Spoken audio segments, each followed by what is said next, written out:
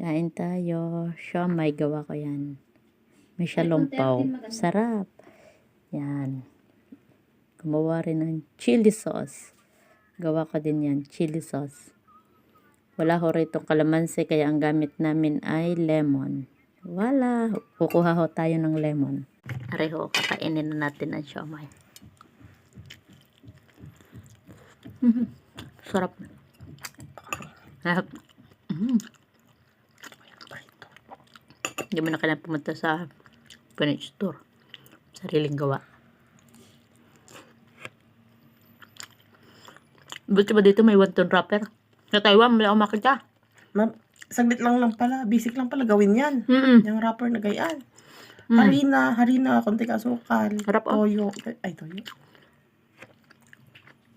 2 itlog. Yun lang pala. Dambuhalan siomai. Dito ito.